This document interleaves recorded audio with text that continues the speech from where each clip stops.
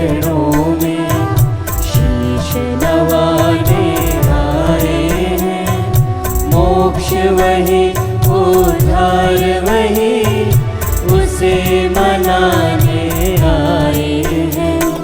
जो भजते प्रभु नाम सदा, पा जाते प्रभु का वरदान। वो इतनी शांति देता, लगता सुंदर जग सारा।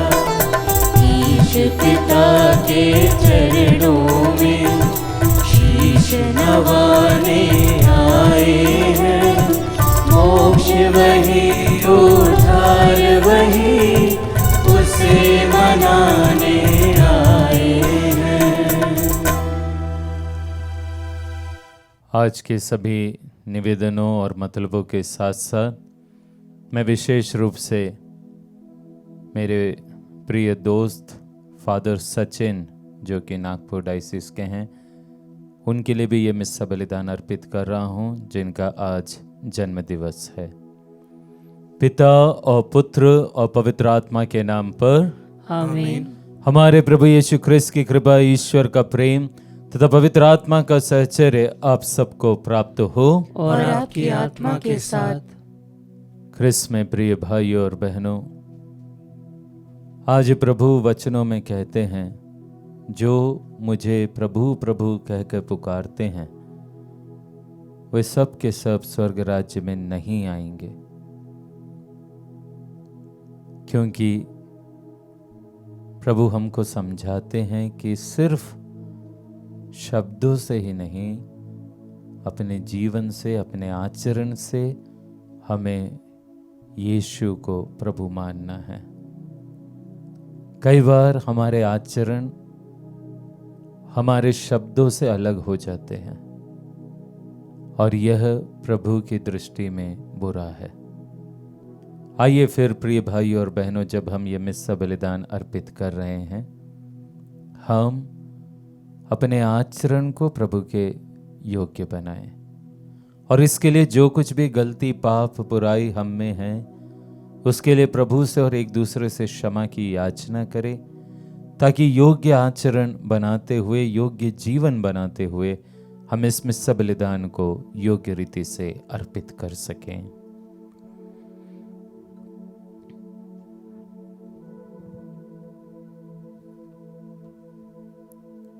हम सब मिलकर बोले, हे भाइयों बहनों, मैं सर्वशक्तिमान ईश्वर और आप लोगों के सामने स्वीकार करता हूँ कि मैंने मन, वचन और कर्म से तथा अपना कर्तव्य पूरा ना करने से, अपने कसूर से, अपने भारी कसूर से घोर पाप किया है।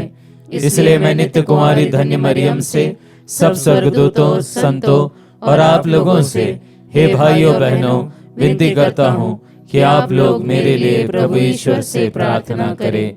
सर्वशक्तिमान ईश्वर हम लोगों पर दया करे और हमारे पाप क्षमा कर हमको अनंत जीवन प्रदान करे। आमीन। हे प्रभु दया कर, हे प्रभु दया कर, हे ख्रिस्त दया कर, हे ख्रिस्त दया कर, हे प्रभु दया कर। हे प्रभु दया कर। हम प्रार्थना करें। हे प्रभु, तू सदा अपने भक्तों की शरण बनता और उनके जीवन का संचालन करता है। हमारे हृदयों में तेरे पवित्र नाम के प्रति श्रद्धा और प्रेम निरंतर जागृत होते रहे। ऐसी कृपा कर हमारे प्रभु तेरे पुत्र यीशु ख्रिस्त के द्वारा, जो तेरे तथा पवित्र आत्मा के संग ईश्वर होकर युगानुग जीते और राज्य करते हैं। आमीन।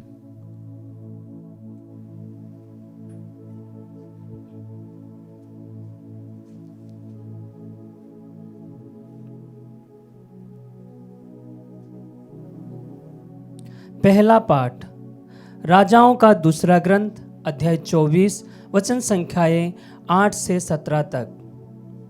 यहोयाकीन 18 वर्ष की उम्र में राजा बना और उसने 3 महीने तक यरूशलेम में राज्य किया। उसकी माता का नाम नाहुस्ता था और वह यरूशलेम निवासी एलनातान की पुत्री थी। यहोयाकीन ने अपने पिता की तरह वही किया जो प्रभु की दृष्टि में बुरा था। उस समय बाबुल के राजा नबूकदनेस्सर के सेनापतियों ने यरूशलेम पर आक्रमण किया और उसे चारों ओर से घेर लिया।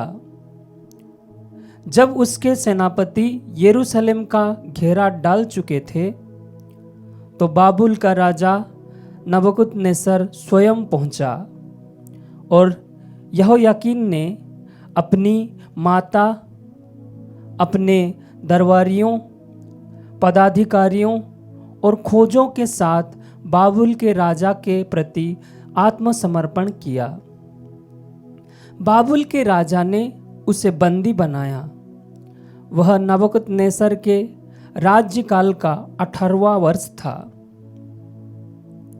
वह प्रभु के मंदिर और राजमहल की सब बहुमूल्य वस्तुओं उठाकर ले गया, जैसा कि प्रभु ने पहले से कहा था।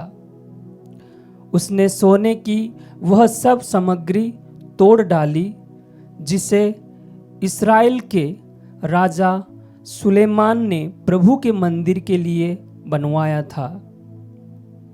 वह यरूशलेम के सब पदाधिकारियों और सैनिकों को कुल मिलाकर 10,000 लोगों का सब कारीगरों और लोहारों के साथ बंदी बनाकर ले गया।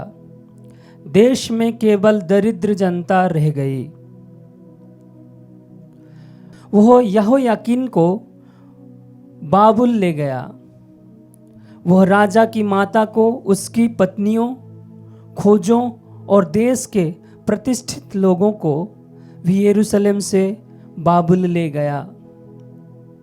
7,000 सैनिक, 1,000 कारीगर और लोहार, जितने भी लोग युद्ध के योग्य थे, सब बाबुल के राजा द्वारा निर्वासित किए गए।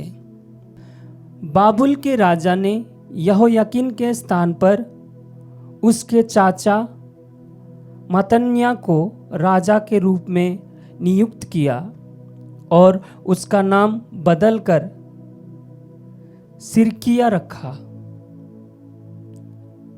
प्रभु की वाणी। ईश्वर को धन्यवाद। भजन अनुवाक्य। हे प्रभु, अपने नाम की महिमा के हेतु हमारी सहायता कर। हे प्रभु, अपने नाम की महिमा के हेतु हमारी सहायता कर। हे प्रभु, गैर यहूदी तेरी प्रजा के देश में घुस गए हैं। उन्होंने तेरा पवित्र मंदिर दूषित किया, यरूशलेम को खंडहरों का ढेर बना दिया और तेरे सेवकों के शब्द तथा तेरे भक्तों का मांस आकाश के पक्षियों तथा पृथ्वी के पशुओं के भोजन के लिए छोड़ दिया है। अनुवाक्य। हे प्रभु, अपने नाम की महिमा के हेतु हमारी सहायता कर। उन्होंने यरूशलेम में रक्त पानी की तरह बहाया है। मृतकों को दफनाने के लिए कोई नहीं रहा। हमारे पड़ोसी हम पर ताना मारते हैं। हमारे आसपास रहने वाले हमारा उपहास करते हैं। हे प्रभु, क्या तू सदा के लिए हम पर अप्रसन्न रहेगा? तेरा क्रोध कब तक अग्नि की तरह जलता रहेगा? अनुवाक्य। हे प्रभु, अपने नाम की महिमा के हेतु हमारी सहायता कर। हमारे पूर्वजों के पाप के कारण हम पर अप्रसन्न ना हो। शीघ्र ही हम पर दया कर, क्योंकि हम घोर संकट में पड़े हैं। अनुवाक्य। हे प्रभु, अपने नाम की महिमा के हेतु हमारी सहायता कर। हे ईश्वर, हमारे मुक्तिदाता, अपने नाम की महिमा के हेतु हमारी सहायता कर। हे प्रभु, अपने नाम के हेतु हमारे पाप क्षमा कर। अनुवाक्य। हे प्रभु, अपने नाम की महिमा के हेतु हमारी सहायता कर। जय घोष। हालेलुया। प्रभु कहते हैं, यदि कोई मुझे प्यार करेगा तो वह मेरी शिक्षा पर चलेगा। मेरा पिता उसे प्यार करेगा और हम उसके पास आकर उसमें निवास करेंगे। हालेलुया।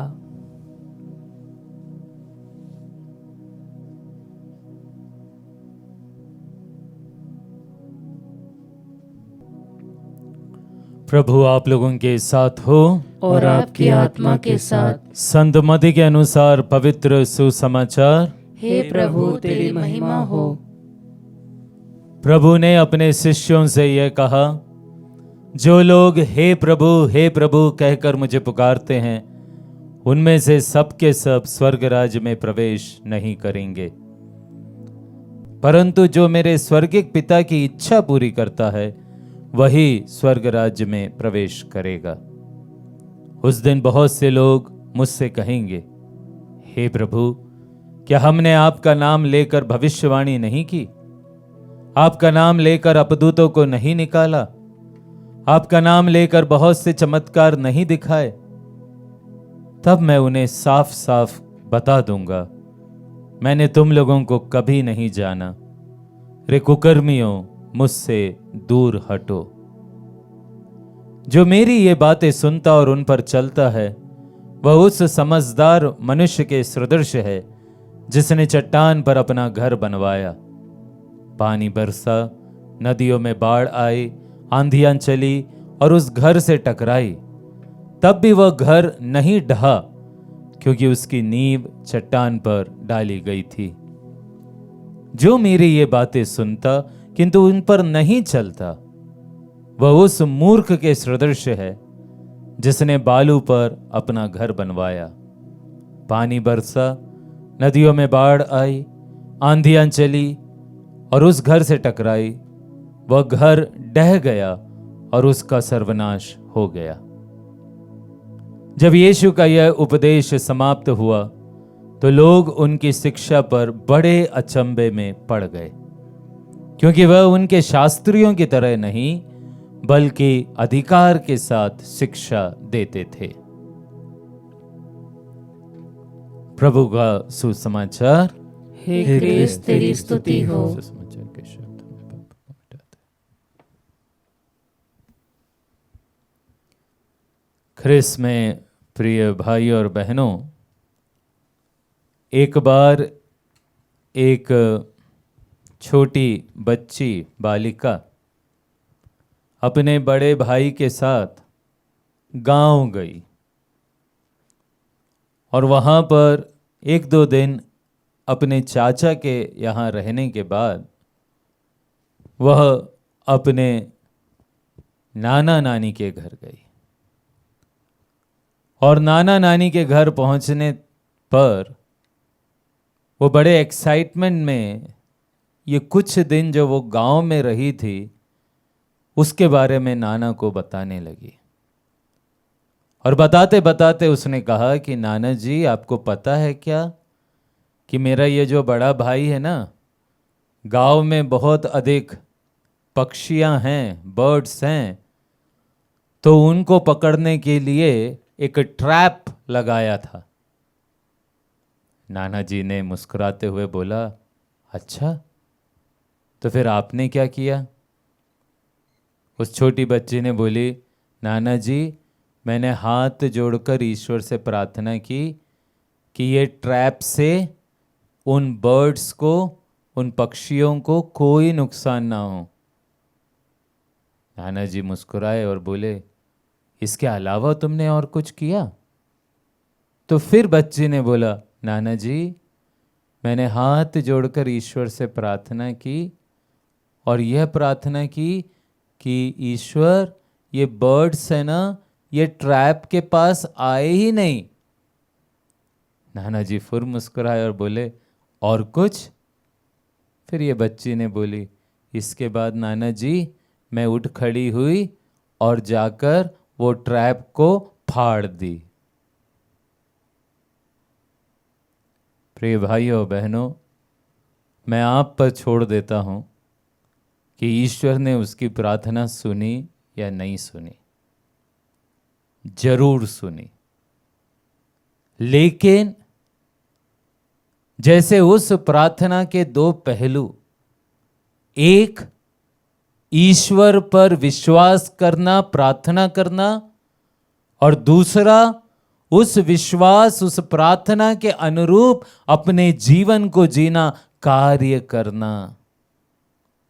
विलियम बार्कले, वह बाइबल, विशेष रूप से नए नियम के एक फेमस कमेंट्रेटर है, और उन्होंने यह बात कही है कि दिल में शांति, मन में खुशी और जीवन में वह सुंदरता तभी आ सकती है जब ना केवल हम शब्दों को, ईश्वर के वचनों को स्वीकार करें, परंतु उसके अनुसार हम अपना जीवन भी जिए।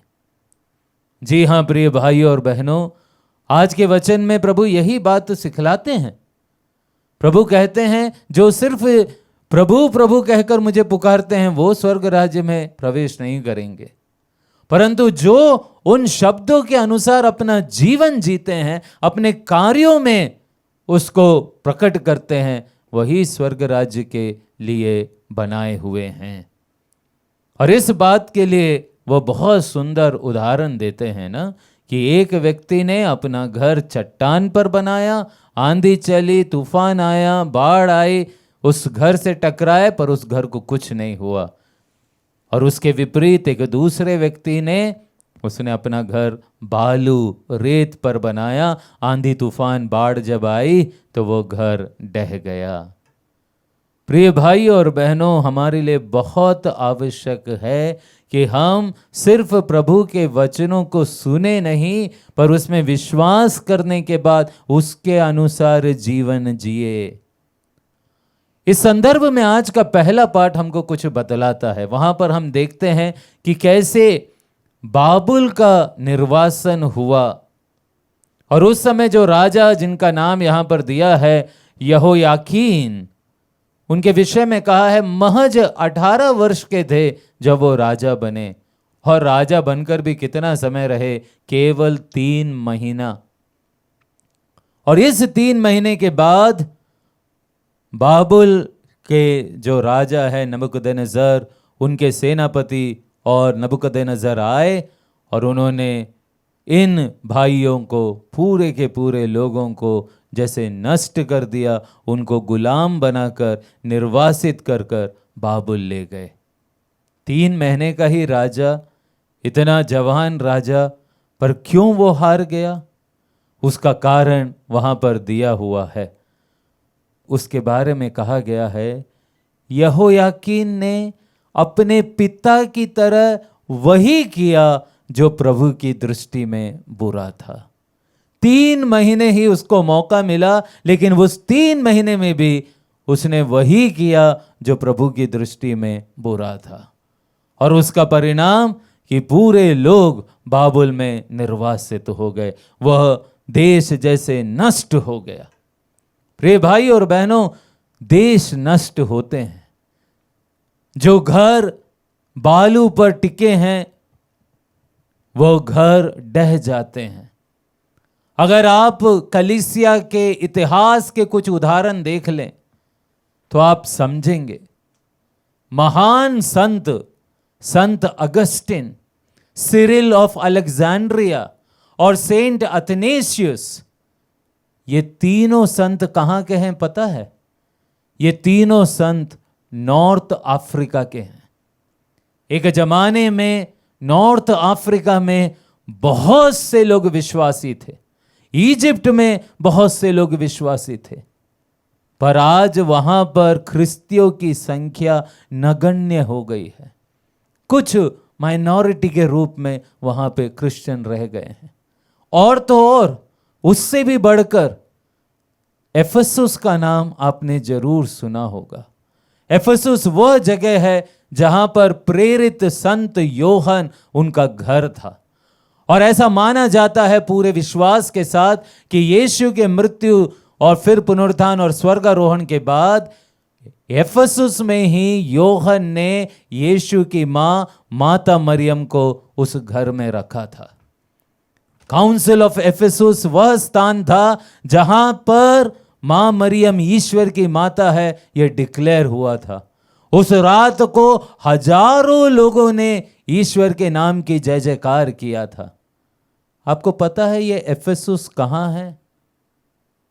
एफेसुस वर्तमान में तुर्की देश के अंदर है। और उस देश में भी, उस एफेसुस में जहां यूहन्ना और स्वयं माता मरियम रहे, आज ख्रिस्तियों की संख्या नगण्य है। वहां ख्रिस्ती अब नहीं बचे, घर के घर डह गए। क्यों? क्योंकि हो ना हो, वो सिर्फ मुंह से ईश्वर की महिमा करते रहे होंगे, पर अपने कार्यों में उन्होंने ईश्वरीय के वचनों को नहीं माना और इसलिए उन सब का पतन हो गया। बाबुल में निर्वासन हो गया। अलेक्जेंड्रिया जैसे महान जगह पर, जहां पर अथनेशियस और सिरिल जैसे संत हुए, वो सब स्थान में ख्रिस्तियों का पतन हो गया। प्रिय भाई और बहनों, कभी कभी मुझे बड़ा डर लगता है। हमारा भी तो एक नाम है ना, हमारे कुल का नाम, हमारा सरनेम। कोई फ्रांसिस है, कोई जॉन है। कई बार सुनने में बहुत अच्छा लगता है। मैं जिस जगह से आ रहा हूं, मैं वहां के कुछ नामी गिरामी नामों को जानता हूं। वो बड़े खुशी से, बड़े गर्व से बताते हैं कि फादर जी, हम सब के सब फ्रांसिस हैं, हम सब के सब टाइटस हैं, हम सब के सब एंथनी हैं। हमारा एक बहुत बड़ा परिवार है। हमारे कई भाई बहन हैं, उनके बच्चे हैं, उनके बच्चों के बच्चे हैं। पूरा नागपुर हमारे परिवारों से भरा है। कितनी सुंदर बात है। पर प्रिय भाई और बहनों, ये बात सिर्फ शायद नागपुर के लिए नहीं होगी, हर एक जगह के लिए होगी। चाहे फिर हमारा इंदौर ही क्यों ना हो, भोपाल क्यों ना हो, उड़ीसा क्यों ना हो, शायद वहां पर भी करकट्टा, लकरा, ऐसे कितने अच्छे अच्छे परिवार, कुल आज ख्रिस्तीय कुल और परिवार के रूप में होंगे। आप खुद थोड़ा सोच के देखिए, यदि आज से 50 या 100 साल के बाद यदि हमारे नामी गिरामी इतने प्यारे प्यारे परिवारों का कुल, उनका नाम अगर नष्ट हो जाए तो वो कैसा होगा? और यह हो सकता है, सचेत रहे, यदि हम सिर्फ नाम के क्रिस्तीय रह जाते हैं तो। यदि हम यीशु के वचनों को अपने जीवन में कार्यान्वित नहीं करते, उसके अनुसार जीते नहीं हैं, तो जो बात एफेसुस की हुई, जो बात अलेक्जेंड्रिया की हुई, जो बात बाबुल निर्वासन के पहले इज़राइल की हुई, वही बात आपके और मेरे, हमारे परिवारों की हो सकती है। प्रिय भाइयों और बहनों, यदि हम चाहते हैं कि हमारे कुल का नाम बना रहे, तो हमें चाहिए कि हमें अपने कुल को, अपने परिवार को, अपने घर को मजबूत चट्टान पर बनाना है। न केवल शब्दों से, पर अपने कार्यों से हमको ख्रिस्त के अनुयायी बनना है। तभी तो आने वाली पीढ़ियां भी जैसे अब तक, और इसके लिए जरूर हमको धन्यवाद देना चाहिए हमारे माता पिता, हमारे दादा दादी, नाना नानी, हमारे पूर्वजों को, जिन्होंने ईश्वर के वचन को सुनकर उसके अनुसार जीकर अपने कुल को आज तक संभाल कर रखा है। यह आने वाली पीढ़ी भी वैसे ही कर सके, इसके लिए बहुत आवश्यक है कि हम अभी हमारे परिवारों को ईश्वर के बताए हुए मार्ग पर कार्य के रूप में आगे बढ़ाएं। आइए हम प्रभु से प्रार्थना करें। हे प्रभु, हम तुझे धन्यवाद देते हैं कि तूने हमें एक ख्रिस्तीय परिवार में जन्म दिया है। हमारा बड़ा नाम है प्रभु, इसके लिए हम आपको धन्यवाद देते हैं। पर साथ ही साथ प्रभु, हम आपसे प्रार्थना करते हैं कि हम ऐसे ही आगे भी एक बड़े नाम वाले ख्रिस्ती बने रहे। और इसके लिए प्रभु तू हमें कृपा दे कि हम अपने जीवन में, अपने परिवार में तेरे दिखाए हुए मार्ग के अनुसार कार्य करें। न केवल तुझ पे विश्वास करे, पर कार्यों के द्वारा भी तेरा अनुसरण करे, तेरा अनुकरण करे, ताकि हम, हमारा कुल, हमारा परिवार हमेशा तेरे बन के रहे, चट्टान के समान। आमीन।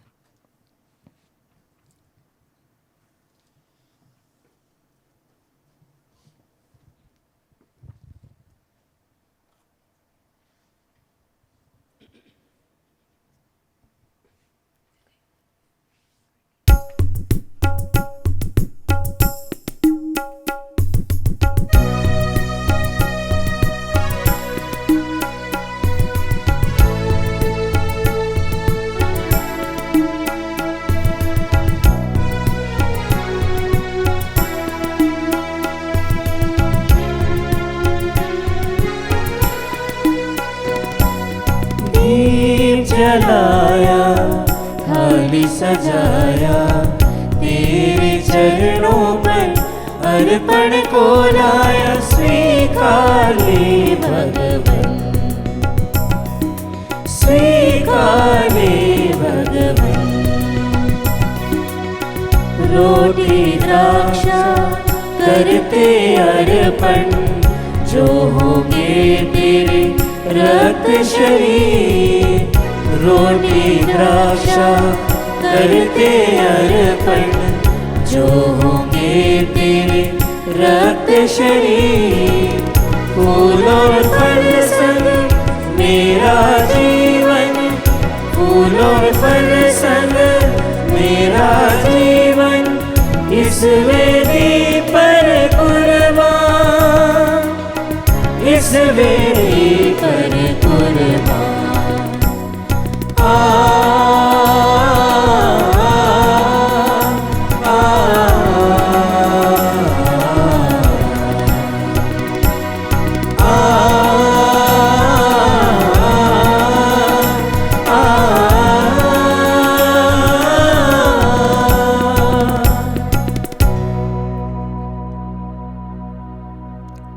प्रिय भाइयों बहनों, प्रार्थना कीजिए कि सर्वशक्तिमान पिता ईश्वर मेरा और आप लोगों का ये बलिदान स्वीकार करे।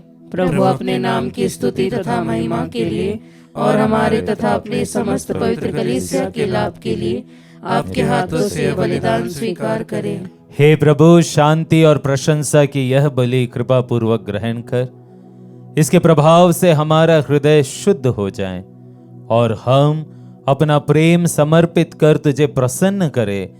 ये वर दे हमारे प्रभु ख्रिस्त के द्वारा। आमीन। प्रभु आप लोगों के साथ हो और आपकी आत्मा के साथ। प्रभु में मन लगाइए। हम प्रभु में मन लगाए हुए हैं। हम अपने प्रभु ईश्वर को धन्यवाद दें। यह उचित और न्याय संगत है। हे प्रभु पवित्र पिता, सर्वशक्तिमान और शाश्वत ईश्वर, ये वास्तव में उचित और न्याय संगत है, हमारा कर्तव्य तथा कल्याण है कि हम सदा और सर्वत्र अपने प्रभु ख्रिस्त के द्वारा तुझे धन्यवाद दें। इन्हीं में तूने सब कुछ का नवनिर्माण किया और हमें इनकी पूर्णता का सहभागी बनाया। ईश्वर होते हुए भी इन्होंने स्वयं को दीनहीन बना दिया और क्रूस पर अपना रक्त बहाकर विश्व भर में शांति स्थापित की। इसलिए ये समस्त सृष्टि में सर्वोच्च सिद्ध हुए, ताकि जो कोई इन्हें अपनाए और इनके नाम में विश्वास करे, उन्हें अनंत मुक्ति प्राप्त हो सके। इसलिए दूतों और महादूतों, सिंहासन और साम्राज्य, स्वर्गिक सेनाओं और शक्तियों के साथ मिलकर हम अनंत काल तक तेरा महिमा गान करते हैं।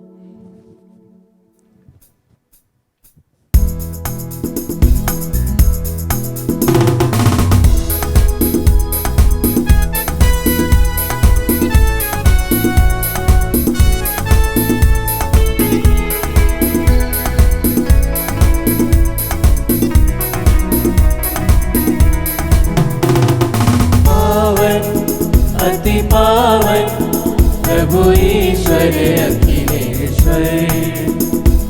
पावन अति पावन प्रभु ईश्वर अखिलेश्वर। स्वर्ग धरा के कोने कोने गूंजे तेरा नाम।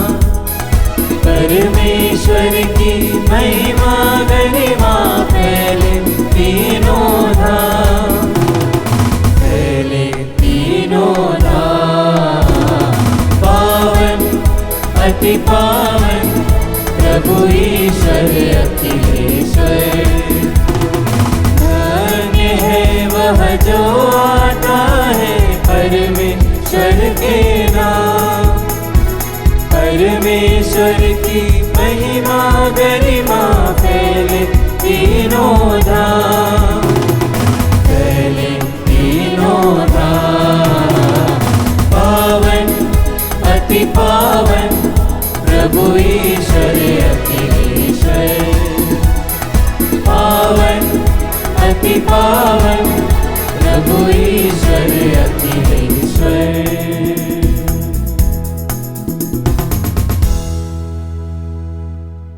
हे प्रभु, तू वास्तव में पवित्र है, सारी पवित्रता का स्रोत है। हम तुझसे प्रार्थना करते हैं तू इन उपहारों को अपने आत्मा के संस्पर्श से पवित्र कर दे कि हमारे प्रभु यीशु ख्रिस्त के शरीर तथा रक्त बन जाएं। जब वे स्वेच्छा से मृत्यु के लिए सौंपे गए, उन्होंने रोटी ली, तुझे धन्यवाद दिया और रोटी तोड़कर उसे अपने शिष्यों को देते हुए कहा, तुम सब इसे लो और इसमें से खाओ, क्योंकि यह मेरा शरीर है जो तुम्हारे लिए बलि चढ़ाया जाएगा।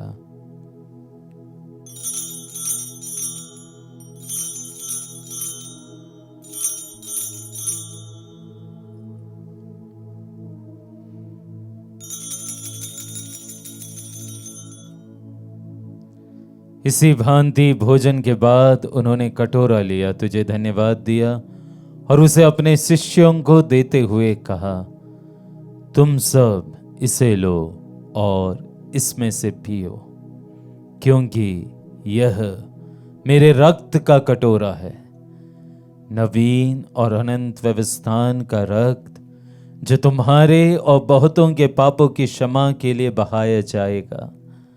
तुम मेरी स्मृति में यह करो।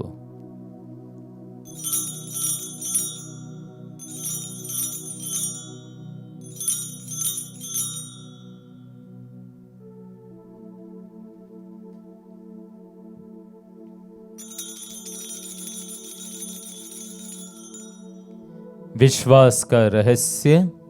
हे प्रभु, हम तेरी मृत्यु तथा पुनरुत्थान की घोषणा तेरे पुनरागमन तक करते रहेंगे। इसलिए हे प्रभु, हम ख्रिस्त की मृत्यु और पुनरुत्थान की स्मृति में तुझे जीवन की रोटी और मुक्ति का कटोरा चढ़ाते हैं। हम तुझे धन्यवाद देते हैं कि तूने हमें अपने सम्मुख उपस्थित होने और अपनी सेवा करने का सौभाग्य प्रदान किया है। हमारा नम्र निवेदन है कि हम सब ख्रिस्त का शरीर और रक्त ग्रहण करके पवित्र आत्मा के द्वारा एकता के सूत्र में बंधे रहे।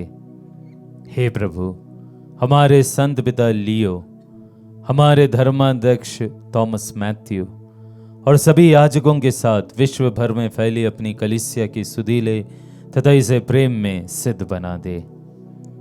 हमारे उन भाई बहनों की भी सुधि ले जो पुनरुत्थान की आशा में परलोक सिधार चुके हैं।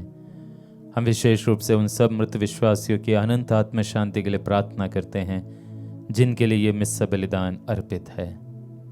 उन्हें और सभी मृतकों को अपने दर्शन का सौभाग्य प्रदान कर हम सब पर दया दृष्टि डाल। विशेष रूप से जो आज का मिस्सा बलिदान धन्यवाद के रूप में अर्पित करते हैं, विभिन्न उद्देश्यों के लिए अर्पित करते हैं, और साथ ही साथ मैं फादर सचिन जो आज अपना जन्म दिवस मनाते हैं, प्रार्थना करता हूं कि ईश्वर उन्हें भरपूर आशीष और कृपाएं दे, कि हम भी अनंत जीवन के सहभागी बने और ईश्वर की माता धन्य कुंवारी मरियम, उनके वर धन्य यूसुफ, धन्य प्रेरितों तथा सब संतों के साथ जो युग युग में तेरे प्रति विश्वस्त बने रहे, तेरी स्तुति और महिमा कर सके, तेरे पुत्र यीशु ख्रिस्त के द्वारा।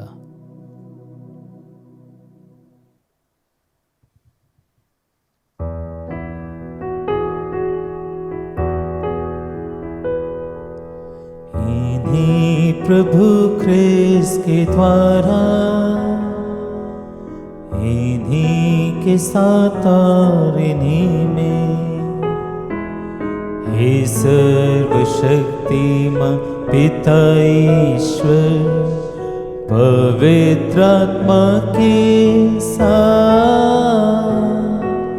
सारा गौरव तथा सम्मान युगानुयुग तेरा ही है।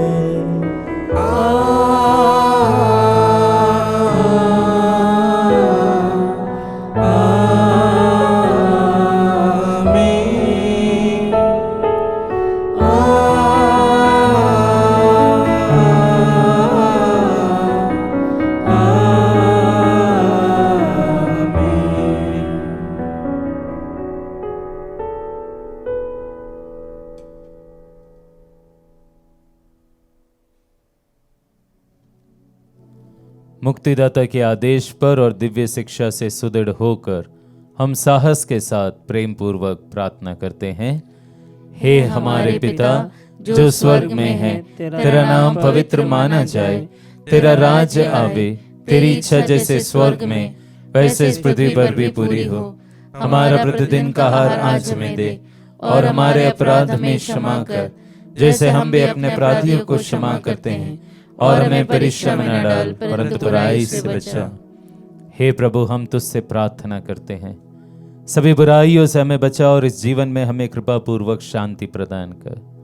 हम तेरी दया से सदा पाप से दूर और हर विपत्ति से सुरक्षित रहे, और उस दिन की प्रतीक्षा करते रहे जब हमारे मुक्तिदाता यीशु ख्रिस्त फिर आकर हमारी धन्य आशा पूरी करेंगे, क्योंकि तेरा राज्य, तेरा सामर्थ्य और तेरी महिमा अनंत काल तक बनी रहती है। हे प्रभु यीशु ख्रिस्त, तूने अपने प्रेरितों से कहा है, मैं तुम्हारे लिए शांति छोड़ जाता हूँ, अपनी शांति तुम्हें प्रदान करता हूँ। तो हमारे पापों पर नहीं, अपनी कलीसिया के विश्वास पर दृष्टि डाल और कृपा पूर्वक उसे शांति तथा एकता प्रदान कर। तू युगानुयुग जीता और राज्य करता है। आमीन। प्रभु की शांति सदा आप लोगों के साथ रहे और आपकी आत्मा के साथ। हम परस्पर शांति विवादन करें। ख्रिस्त की शांति। हे ईश्वर के मेमने, तू संसार के पाप हर लेता है, हम पर दया कर। हे ईश्वर के मेमने, तू संसार के पाप हर लेता है, हम पर दया कर। हे ईश्वर के मेमने, तू संसार के पाप हर लेता है, हमें शांति प्रदान कर। हे प्रभु यीशु ख्रिस्त, हम तेरा शरीर तथा रक्त ग्रहण करने वाले हैं। ये हमारे लिए विचार और दंड का कारण न बने, बल्कि तेरी दया से हमारा तन मन सुरक्षित और स्वस्थ रखें।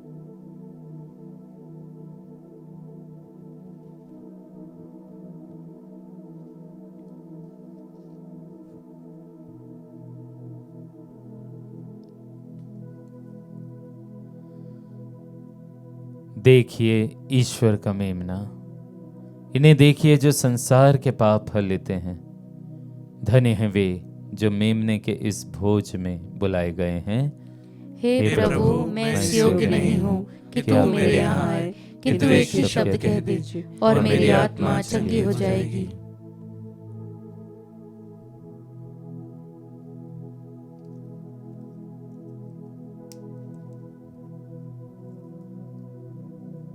ख्रिस्त का शरीर और रक्त अनंत जीवन के लिए मेरी रक्षा करते रहे।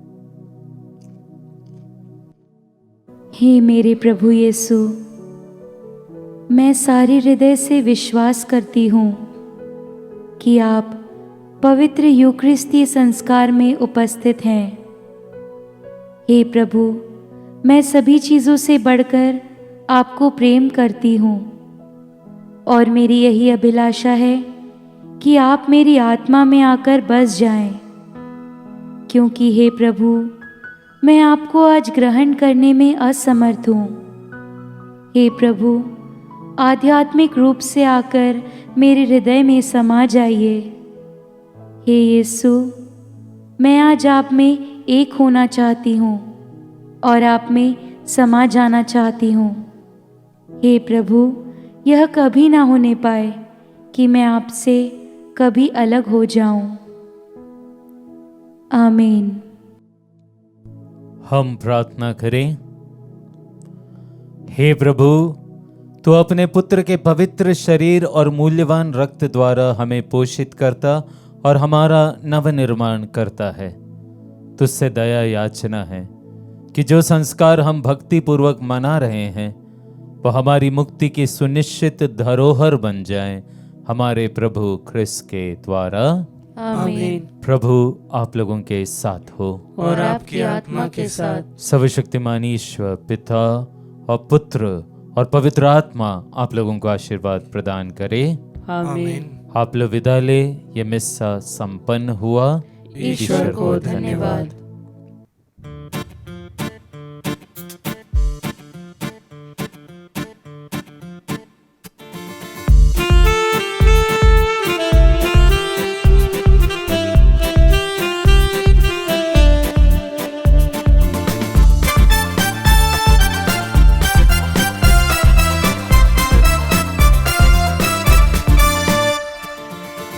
को मिली है शांति प्रभु तेरे उदार मन से। हमको मिली है शांति प्रभु तेरे उदार मन से। याद रखते हैं तेरी हम अपने जीवन भर में। हमको मिली है शांति प्रभु तेरे उदार मन से। राह तो लंबी है, साथ तो तू ही है। राह तो लंबी है, साथी तो तू ही है। तू मेरा दीपक, तू मेरा रक्षक, तू मेरा दीपक, तू मेरा रक्षक, तू मेरा सब कुछ है।